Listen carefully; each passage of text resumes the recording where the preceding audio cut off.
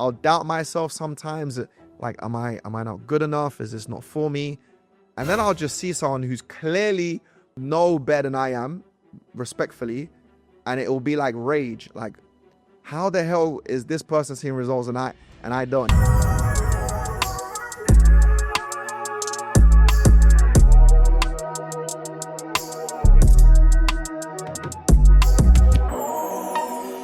With this particular session, I want to start off by speaking about foundations. The thing is about success within this industry is there's so many different ways that you can become successful in any industry, but particularly within direct sales, within network marketing. There's so many different strategies, there's so many different systems. And like I said in the training in Bali, there's a million ways to make $1 million. Whatever system that you've currently got with your upline director, your diamond, your blue diamond, that's something that you want to follow to the T because it works. With my training and my Q&A, it's more of training and guidance on mindset, philosophy. If you was to ask me, what is my overall message, right? I had a social media call today, my social media team, pretty much. And we were speaking about what is my message for anyone I'm coaching, anyone I'm mentoring, anyone who's following me. And if I was to pull it into one sentence, what my message is for the audience is to help to teach people how to think in ways that is going to get them closer to what it is they want. That is my overall message, right? And whether your goal is to hit a certain rank in the business, whether your goal is a stronger community, whether your goal is to have better retention, whether your goal is to build stronger leaders, whether your goal is to expand, whatever it is, people at different levels, I think it all boils down to the way you think. And a lot of my training, a lot of what I teach is all about the way you think. And so again, whenever you're plugging in, just kind of a reminder what the overall message is and what the foundation is. And what I'm trying to do with any type of content or any type of training that I'm putting out there is teaching people how to think in ways that will get you closer to what it is that you want. So that's the overall goal from this message. Now, over the last 12 years, I've realized foundation to building yourself a business is key. And again, you know, if your business is built on a weak foundation, no matter how big you build it, it can come crumbling down just as fast or even faster than what you've built it. And I've seen this happen over the years with several different leaders, several different organizations. Their business was built on hype, right? Their business was built on a very weak foundation. And when I study the industry, which I always recommend, study why people are winning, study why people are losing, study why people were winning for a season, and then why they eventually lost. Those are the three things that I would say you want to study. And those are the three things that I'm always studying. I'm always looking at, okay, this person's been winning for a long time. What are the things that they do that most people are not seeing? You know, what are those small things that are different? And the people are losing, it's quite evident, you know, just don't do what they're doing, do the opposite. And then there are people, and this is probably the most important part, the people who win for a season and then lose, right? I think that's the most important thing to study, because when somebody's winning for a season, they can look like they're having success, but a lot of the things they're doing are what you call give them short-term gratification, but it's destroying them long-term. And so it's very, very important that when you're following people and you're listening to certain ways of doing things, that you're trying to listen to people who not only have won for a short season, but somebody that's won long-term for a long time, because there's a very, very big difference. Like I said, again, over the last 12 years, I've seen a lot of people win in a short period, but they're won in ways that can only give them success for a very limited time because of the way they obtained it. The message here is to focus on building a strong foundation. So I'm going to break it up into two parts. You've got your customers and you've got your affiliates, okay? These are the two different types of foundations that you want to focus on building. And of course, as soon as I've gone through this concept, we'll open up the call to the Q&A. but this is how I want to start this particular session. So when it comes to customers, this bit, I believe, is a lot easier than what people think it is. When you look at the customer side, the competition, right, is extremely low. The competition for, people that are able to actually build a strong foundation is very low, because most people aren't thinking about, can I build a strong foundation for the next 1 to 2 to 3 years? Most people are thinking about, can I just get paid today? Okay. And so the first philosophy around building a strong foundation for your customers is to think in terms of, how can I add more value to the end user? How can the individual that's coming into my community have a better experience than what they expected? What most people's mindset is, how can I get a sign up as quickly as possible? Even if I have to lie to this person, even if I have to over exaggerate, even if I have to oversell, even if I have to make, unrealistic claims, I'm going to do whatever it takes just to get as many people in the door as possible. That is what you call a short-term mindset. And somebody might have success doing that, but it's built on a very weak foundation. It's not going to last. Okay. And I've done a training, I believe yesterday, for Samuel and some of his leaders. And I gave the example of trading results, right? So for example, let's say a customer comes in and they were able to grow a $500 account to $2,000 in a space of 2 days. Okay. Someone that has the mindset of just, I need to make money today, is going to take those results and blast it all over their WhatsApp group and say, look at what this customer was able to do. They grew 500 into 2,000 in 2 days, and they'll pull it all over social media. And this is now the standard. Okay. That is what most people will do that have a short-term mindset. Me personally, I'm looking at that type of result, and there's a few things I'm thinking. Number one, that is unrealistic, and they most likely just got lucky. Number two, that person is probably going to blow their account in the next few days or few weeks, right? Because it's very rarely that you can be trading in such ways and you're just going to consistently be compounding your account at that speed, okay? And number three, the most important thing, you're setting an unrealistic expectation for people that are seeing that. And so for people within your business, customers within your business are thinking this is normal. And people that you're showing this on social media are also thinking that this is normal. When in reality, that is not trading, that is gambling. Okay, so that is an example of the mindset between somebody who's thinking, I'm just going to do and say anything to get people in the front door, and somebody who's thinking, okay, it's not just about what works or what can get people in, but what's going to help me build my foundation for the long term.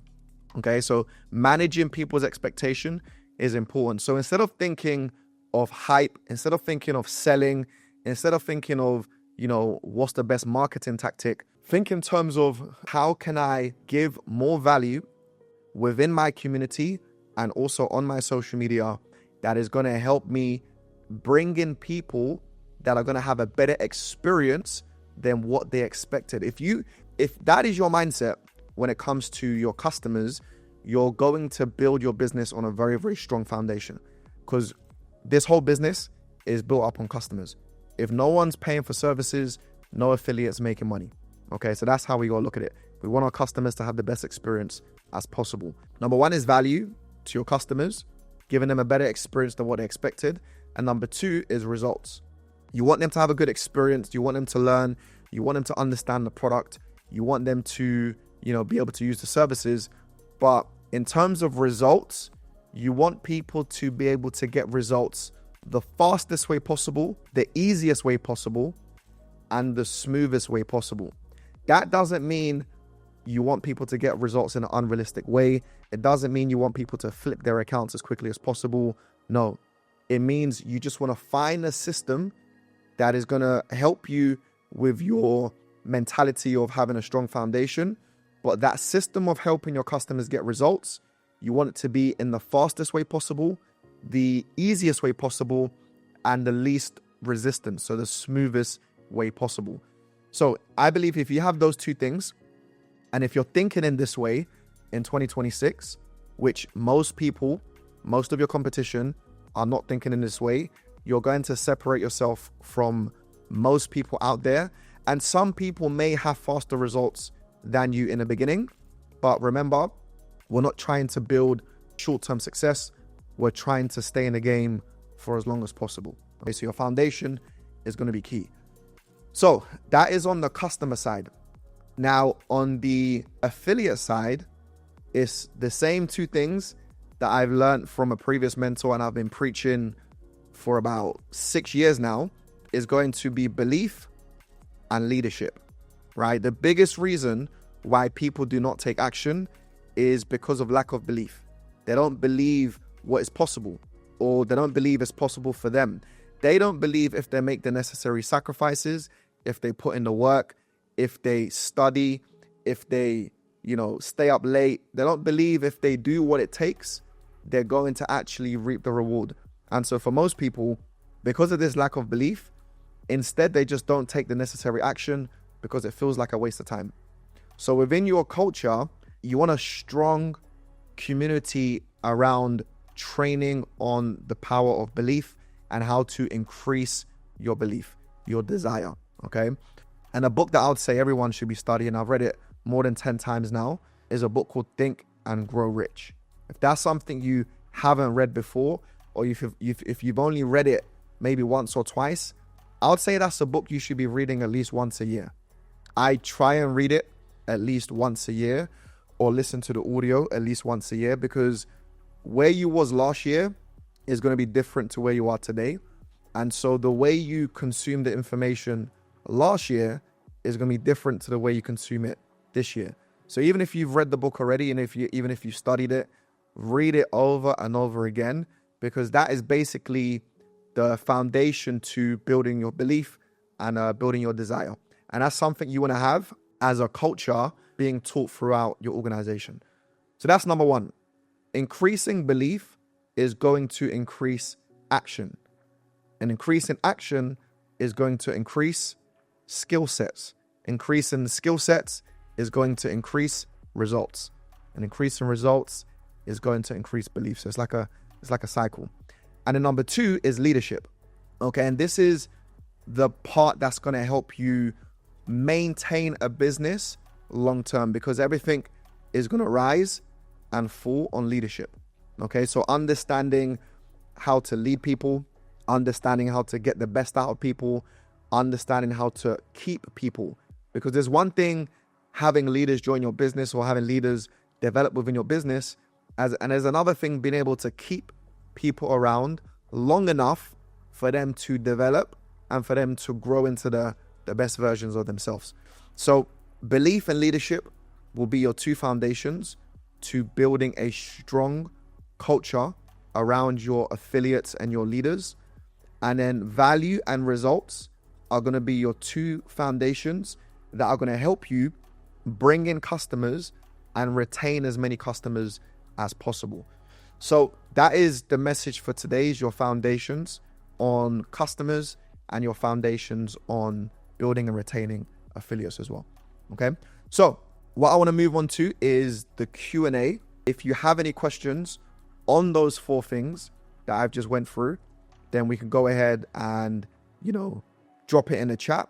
But if you just have generic questions that you've wanted to ask throughout the week, then feel free to start putting in your questions in the chat. And then we can go ahead and start with this Q&A. All right, so let's go ahead with the questions. Okay, it's 20 days in the 90-day run and I'm feeling myself slip on my habits. What would be your advice? Okay, 20 days in, congratulations. I would say if you feel as though you're slipping on your habits that you've set for a 90-day goal, find an accountability partner, right? And that's either somebody that is going to be on a similar level to you or somebody that's going to be a higher level to you. In my first 90-day run, I had an accountability partner with my quote-unquote sideline, and we had 5 things that we needed to do every single day, okay? And at the end of each day, we'd have a phone call and we'll be like brutally honest with each other whether we managed to do those 5 things or not. If I can remember from the top of my head, it was to post on social media, number 1. Number 2 was 1 hour of personal development. Number 3 was 5 phone calls to our customers for the day. Number 4 was 3 presentations a day. And I think the 5th one was to do a training for the day. So we had like 5 things that we said that we were going to do. And at the end of each day, would have a phone call to hold each other accountable. You can have it with one person, or if you want, you could do it in a group as well. So I hope that answers your question, Joshua. Okay, what's one of the toughest challenges you've experienced in network marketing business, and how did you overcome it? It's a very broad question. What was one of the biggest challenges that I faced in my network marketing business? I mean, there's many challenges, I'll be honest. One of the biggest challenges. I have one, but I don't think everyone's going to be able to relate to it. So I want to think of one that you can relate to. But the biggest challenge was making a decision to walk away from my previous company, because I was in a position where I was making the most money I've ever made in my whole career. I felt as though I was responsible for a lot of people, and my decision was going to affect thousands of people. And I wasn't sure if I was able to do it again. So there was a lot of anxiety, there was a lot of fear. But again, I don't think most of you are going to be able to relate to that. But just to give you an insight to how I, quote unquote, overcame it. And maybe in your journey, some of you may experience this and remember this conversation. But my mindset has always been, any decision that I make, whether it's inside a company or outside a company, my mindset is my decisions are always going to be made based on what I believe is best for my community. Okay? So my decisions are not made based on what I believe is best for me. My decisions are not made based on what I believe is even necessarily best for a company. My decision is based on what I believe is best for my community, because that is what I'm building this for, is my community. And so, what allows me to sleep at night is I know if I'm making decisions constantly that I genuinely believe is best for my community, then I'm always going to win long term. That's truly what I believe. I'm always going to win long term.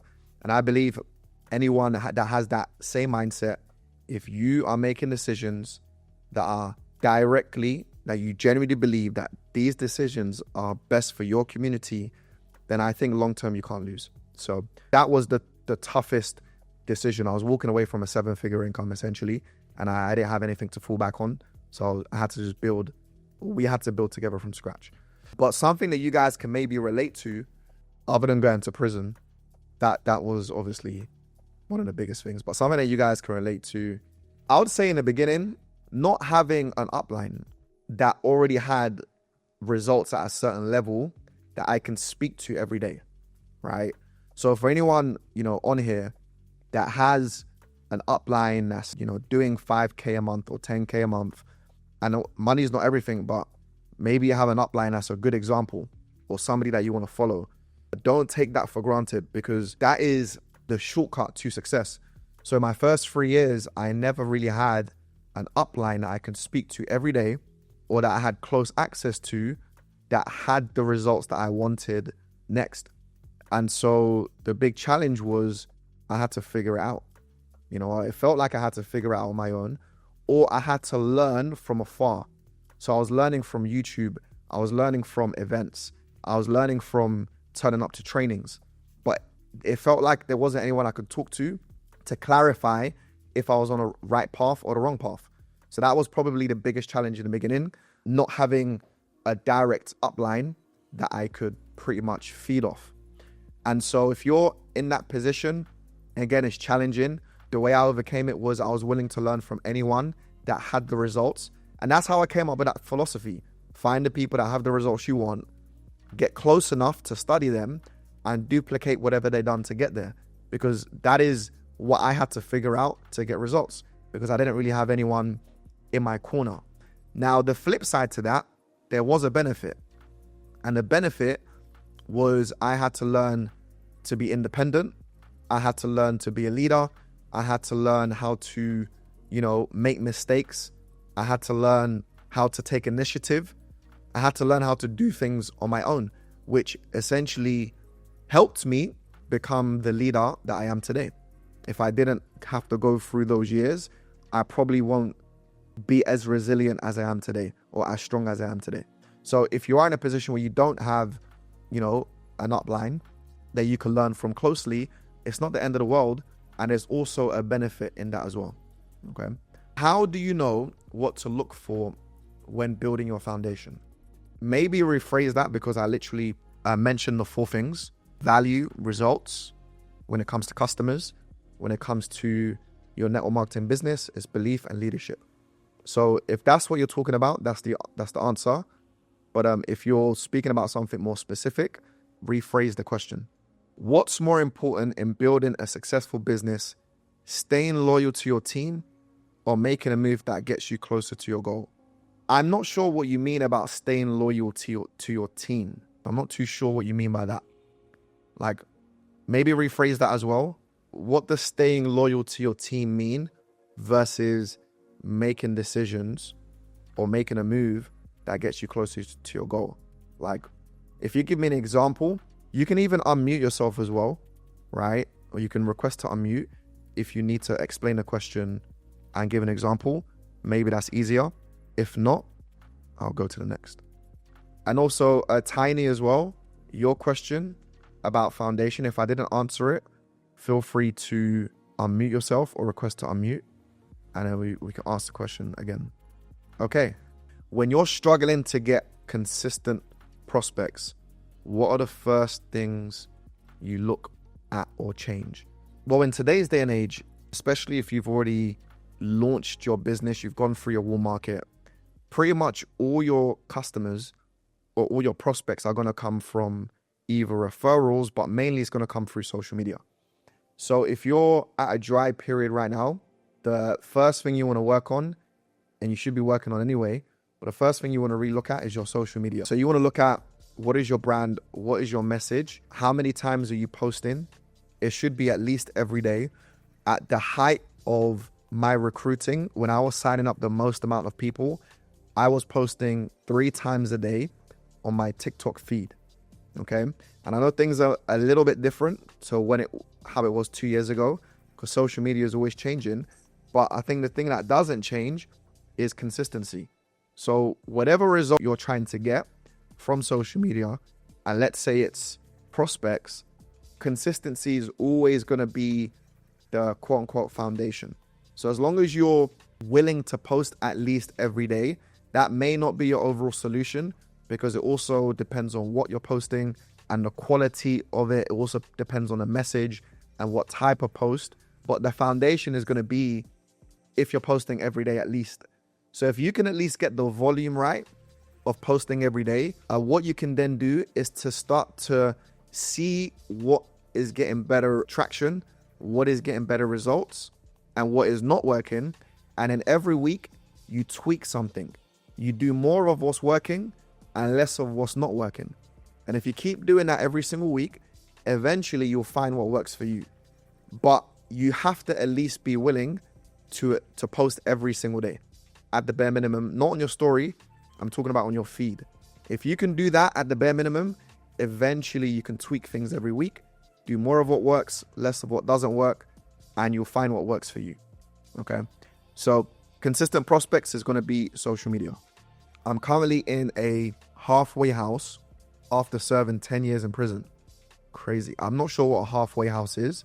My question to you is, how hard was it for you to begin your business after your incarceration? So I think my situation was a bit different, because I was already in network marketing for 3 years. I'd already established, like, on social media what it is that I was doing. I'd already built a team. People already knew me for this. And then I went to prison and then came back out, and then I had to basically, rebuild and start again. So for me, the challenge was, I wasn't sure what was going to happen to my brand, because I'd already started building it. It wasn't like I came out of prison and started a new leaf. I was already known for this. So for me, it was like, what are people going to say? What's this going to do to my brand? Are people going to still want to follow me? Are people still going to trust me? All of these things were going through my head. And I just decided to be transparent with my story. I decided to speak about it, which a lot of the time, especially in the beginning, it was very difficult to, because it wasn't something I'm proud of or proud to speak about. But I decided that me being transparent, me being open about my story is going to essentially bring people closer, because I'm being quote unquote vulnerable, right? And everybody has things that they go through, they just don't speak about. We all have things that we're not proud of that we don't speak about. And so when you take that angle to actually speak about something like that, it actually draws people closer to you, because they kind of respect you for your honesty and your transparency. And they kind of feel as though they can relate to you in some way. Maybe they can't relate to you on the physical act of going to prison, but they can relate to you on, everyone's done something that they're not proud of, or everyone's done something that if they were to go back, they will change. So you can relate to people on that level. But in terms of your actual journey, I would say use that in your favor. For me, it was a little bit different because I was already in the industry. I'm guessing that you're pretty much starting out in the industry, and prior to going to prison, you probably wasn't in the industry, because it was 10 years ago. So use this as a blank slate. You just come out of an incarceration. This is your new journey. You're going to document the whole process. And believe it or not, people love seeing somebody's come up, right? When you see someone that's already successful and you was not there or not following them, or you didn't know them along the journey, it's not the same as somebody that you actually saw go from a very vulnerable situation, a bad situation, and you got to see the whole journey. That is the biggest thing that people love, is seeing someone that had nothing and watching all the ups and the downs along the way, and eventually that person became successful. So for your journey, if I was in your position, if you're comfortable with it, I would, vocalize what I went through, vocalize the challenges, and I'll document the whole process. When I came out of prison, that is the decision that I made, is that I'm going to document the whole process. So anyone that was following me since 2020 would have seen this whole journey, the whole thing, literally, from the day I came out. I'll do the same. It's not easy, because again, it's not easy speaking online about these sort of things, but that is something that I would do if I was in your shoes. What was a turning point in your business that took you from working hard to getting consistent results? These type of questions are difficult because there's never just one turning point. There's probably hundreds over the years. And every turning point or every paradigm shift is just another deposit, into you getting to where you want to be, right? So it's not just one thing, it's several things. But let me think of some of the biggest ones. Okay, one of the things which I spoke about in Lisbon in a training was building my business in a way where one day it can run completely without me. That was one of the big mindset shifts, going from a manager to an entrepreneur, right? Going from a manager to a leader, right? Going from somebody who wanted to just do everything myself because I was the best at doing it, to somebody who was thinking in terms of systems. System stands for save yourself serious time, energy, and money, right? So whenever I'm building, I'm always thinking the work that I'm doing, how can I systemize it to save myself serious time, energy, and money? Okay, and that can come in different ways, but just that mindset shift got me from just working hard to actually seeing consistent results, whether I work or not. That is the beauty of the industry. If you build it in a certain way, is that you can see consistent results eventually, whether you work or not. And that unfortunately doesn't happen for most people, because most people don't have the mindset of building a system, because we don't get taught how to build systems in school or in college. or university for the most part. Building systems is, the mindset of an entrepreneur, a business owner. Working hard and trading your time for money is the mindset of an employee. And so unfortunately, what I've seen over the years is a lot of people, yes, make money and rank up, but they create themselves a high paid job because they come in with the mentality of an employee, just that I'm just going to work as hard as possible. Whereas an entrepreneur and a business owner, yes, they work hard, but they're also thinking in terms of systems. How can I build a business that can eventually run without me? And so that's probably the biggest mindset shift that allowed me to get consistent results, whether I work in the business or not. Okay. I want to start building a business in my country. What advice would you have to start preparing for the business from scratch? And what would you recommend to avoid as a beginner? Good question. I've been asked this question a few times in my career. I think the first question you got to ask is why you want to build in your country. Like, that's the first question. Are you in a position in your business where you're making enough money, your business is stable enough that you can start making decisions that isn't necessarily going to make you the most money or build you the most momentum, but you're kind of making a decision based on passion? Because you might want to build in your country based on passion. You want to work with your people. You want to help your people.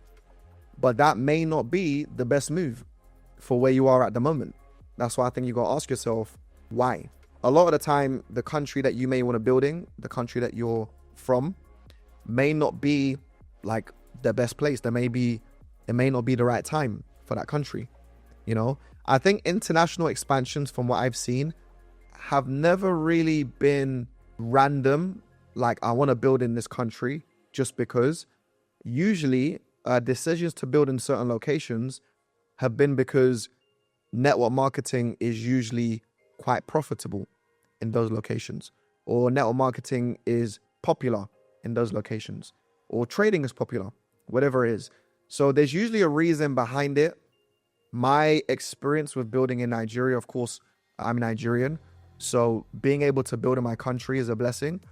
But I never chose Nigeria because I'm Nigerian. Chose to invest in Nigeria because I saw previously that Nigeria was a great market for momentum. So I just happen to be Nigerian. So I think the main question you got to ask is why. But I think the key to building in a new market is, number one, you've got to find a leader in that market that's already in, that you believe in, that has potential, and they believe in themselves and they see the vision for what is possible within that market. When I first went to Nigeria, there was maybe less than 100 people in the community, but there were a few leaders that I believed in and they believed in me, and we both believed in a vision for what we could build within this market. And I went to Nigeria and I spent 2 months meeting with leaders, teaching them social media, teaching them leadership concepts, teaching them belief concepts, teaching them systems on how to build a business, how to retain clients. I spent a lot of time in Nigeria. It was about 2 months in total. And at the end, we had an event, right? But for those whole 2 months, every single day, the mindset behind my conversations was I need to keep painting the vision for what is possible in the next couple of months or in the next year. So I was always painting the vision that you guys are the first, right? There's less than 100 people in this market. What happens when there's 2,000, 5,000 people within this market? Where could you guys be, when this happens? And at that time, the individuals that I was working with, they were making 500 a month. 1,000 a month was the highest position, right? And so it was the vision that I had to keep painting in every single conversation. I had to believe in the vision, first of all. It wasn't a lie. I genuinely believed that this was possible because I had seen it before. It wasn't just random, right? So I actually believed that we could do it. And eventually those same people that were making 500 a month, 1,000 a month, that had never made more than that in the past, they ended up doing 10,000 a month, 15,000 a month, 25,000 a month, 30,000 a month, and, literally saw their whole life change. So the vision actually came true. But I think painting the vision was the most important thing. I knew I only had a limited amount of time. 2 months is a long time, but it's also short in hindsight. So within that time, that short time that I had with the leaders, the main thing that I had to do was paint the vision so that when I leave Nigeria, they have that vision of where they're going to be in the next 6 months, in the next 1 year. And there was a particular goal attached to the vision. I said within the next 90 days or 6 months, we want to have this amount of success stories, this many leaders making this amount of money. And so that was said in every single conversation, every meet up, every training, every presentation. I made sure I kept speaking about the vision so it stayed with the leaders when I left. Okay. So that is what I would do going into the new market. What are the characteristics or qualities do you look for in a person/customer when building a strong, solid foundation? I wouldn't say there's specific things I would look for with customers, because our product is simple. We're looking for people who want to make more money. We're looking for people who want to learn a skill set. Okay. And that could be anyone. That could literally be anyone. Right. I could go deeper into it in terms of your brand and overall on social media. What is the type of person that you're trying to attract? That's different for everyone. In terms of affiliates, again, there's 4 things that I look for. And I mentioned this last week. Number 1 is a strong desire, somebody who's hungry. They want to become successful. When they see the compensation plan, they see 10 grand a month, their eyes light up, they get excited. They're almost not anxious, but there's a certain energy when they first see that compensation plan and when they first see what's possible, and they want it without you overselling it or overhyping it, or without you pushing them to want it. They already want it for themselves. That is the first thing I look for. And that's something, again, that you cannot teach. Number 2 is coachable, right? They come in and they want to learn. They don't have a big ego. They understand that this is an environment that they haven't been in before, or this is something they've never done before. So they're happy to learn from other individuals, and they're happy to do the actions of what they learn. So that's number 2, coachable. Number 3 is work ethic. They're willing to put in the work. They're willing to put in the hours. They're willing to make the sacrifices. They're willing to go through what it takes for as long as possible without even seeing results, right? Those people that are able to work hard, they don't complain, right? If things are not working, they will tweak it and they'll try again. They're okay with the work that it takes in order to one day become successful. And number 4 is they want to grow.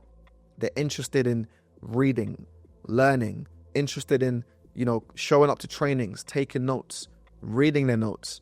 They're interested in watching YouTube videos on mindset, on sales, on leadership, on recruiting, on so many different concepts. They're interested in how can they develop as an individual. That's probably the biggest thing, not the first thing I look for, but that last part are the people that I end up working with for many, many years. Anyone who has that, we're now going on a journey together in terms of developing as leaders. So those are the 4 things that I would look for in building a strong foundation from the affiliate standpoint. How would you tackle if you have health issues and had to manage medical appointment treatment as well as building a business? I've never been in that situation where I was managing health issues, but I was in a situation where I physically couldn't build the business because I was in court. Before I went to prison, I was on trial for 6 months. So I had to attend the courthouse every day from 9 a.m. to 4 p.m. And this was for like 6 months, and no one in my team knew. So I had to think in ways, and this is when the systems part first really started to kick in terms of me understanding how important it was. Because as soon as I wasn't able to do a call, or as soon as I wasn't able to do a training, it was now a problem. Okay. So I had to now start building a system where the trainings can happen without me, where the presentation calls can happen without me, where things in a business that were important for it to keep growing can happen without me. And so I'll build a team, I'll build a schedule, and I'll have certain leaders do certain things and certain leaders take responsibility for certain areas of the business. And I didn't just have me running the business the whole time. So if you're in a situation where you may have health issues, think to yourself, how can you use and it's not just your team, because your team might be too small. You can leverage your upline, or you can leverage your sidelines, or you could think in ways of my overall system with my upline. How can I leverage it as much as possible so the business can still run when I'm not there? That's the great thing. If you're not in a position where your business is structured in a way where it's big enough, or it's at a point where, you've got enough leaders to work it, you've got uplines that have systems. And so you can leverage your upline system in your current situation so that even if you've got, appointments that you need to go to, you can maybe put people on a call with your upline, or people on a training, that your upline's doing, and so on and so forth. So whether you build a system in your downline, if it's big enough, that can run when you're not there, or whether it's you leverage your upline system so that your business can still grow when you're not there. It's the same thing. Okay, last question, right? Last question. Through the 6 year where you made no more than, it wasn't 6 years. Put some respect on my name. It was 3 years. 3 years I never made more than $100. It was the second 3 years I was making $2,000. All right, let's get a story right. Okay, so 6 years I never made more than $2,000. How did you deal with the self-doubts? Like, did you ever feel like you was being left behind? 100%. The thing is, it wasn't like every single person around me was struggling. If that was the case, then I would have been like, this thing obviously just doesn't work. The challenge was a lot of people around me were seeing success. Like, not a lot of people, but enough people to make me start doubting myself. I was seeing people that joined years after me in the industry, and they were blowing past me in terms of the amount of money they were making. And the more I was seeing that, it was a mixture between doubt, am I good enough? And then just rage when I'm like, have all the evidence in the world that these people are no better than me. So it was always a balance between this. I'll doubt myself sometimes, like, am I not good enough? Is this not for me? And then I'll just see someone who's clearly no better than I am, respectfully, and it will be like rage, like, how the hell is this person seeing results and I don't? And it just led me to be more curious, to study what these people are doing that I'm not doing. Okay, so yeah, for a long time I did have a lot of doubts, but I think if you stay around the industry long enough, if you come to enough events, if you come to enough trainings, if you're plugged into the system long enough, you're definitely going to see people who are no better than you having success, and that should lead you to be curious. Now, what I'd advise you to stay away from is the potential excuses that will come up when you see success stories. And they will come up because there could be 1,000 excuses as to why it's not working for you, but you only need one reason why it should work, right? So you might think, oh, that person's older than me. That is why it works for them. Or that person was born in so-and-so country or city. That's why it worked for them. Or this person, worked a job in this industry, and so that's why it works for them. There could be so many excuses that you can make. Oh, this person had an upline that supported them. So many different excuses that you can find as to why somebody else is winning and why you're not winning. I would say, even if those excuses are valid, don't buy into them. Because if you buy into it, it's not going to help you get to where you want. And remember, the whole philosophy is learning how to think in ways that is going to get you closer to what you want. So anything that is going to go through your head that doesn't get you closer to what you want, I just choose not to think in that way. So even if the excuses are valid, I choose not to accept it. I choose not to buy into it. Only buy into things that's going to allow me to get me closer to where I want to be. So whenever I saw somebody winning, I would find the reasons why I could win when I look at their journey, instead of finding the reasons why I can't win, or finding the reasons or the advantages that they had that I didn't have. Yeah, I think that is the biggest thing, because I believe you can see people winning, but you can also make excuses as to why they're winning and why you're not. And on the flip side, you could see somebody winning and you could be like, you know what? That's inspiring. That story and that journey inspires me to learn more, to take more action, or to stay in the game longer, or to work on this or to work on that.